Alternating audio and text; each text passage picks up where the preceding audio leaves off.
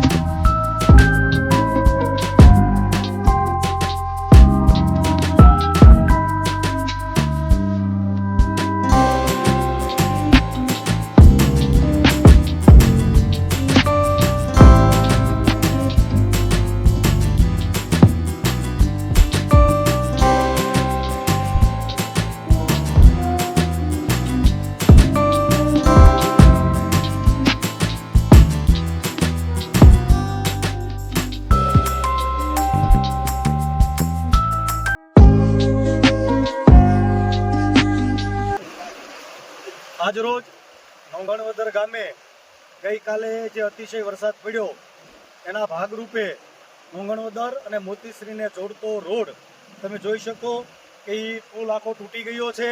અહીંયાથી વાહન વ્યવહાર સંપૂર્ણપણે બંધ થઈ ગયો છે। આ ગામના આજુબાજુના ગામના લોકોને આવવાની મોટામાં મોટી સમસ્યા ઊભી થઈ છે।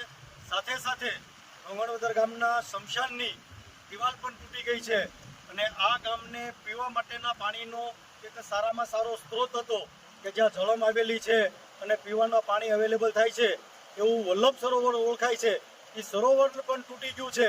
એટલે અતિશય વરસાદના હિસાબે આ ગામની અંદર ઘણી નુકસાની થઈ છે। ખેડૂતોના ખેતરો ધોવાણા છે, અમુક ગરીબ માણસોના મકાનોમાં પણ પાણી ગરી ગયું છે। ત્યારે વહેલી તકે સરકારને આ તકે કહેવાનું રહે છે કે વહેલી તકે આ રોડ જેમ બને એમ જલ્દી શરૂ થાય, કારણ કે આ રોડ ઉપર જવાનો 3 થી 4 ગામનો પરમેનન્ટ રસ્તો છે। ત્યારે આ જે પુલ તૂટવામાં આવ્યો છે એની વહેલી તકે સમારકામ થાય એવી અમે નોંઘણવદર ગામજનો અપેક્ષા રાખીએ છીએ।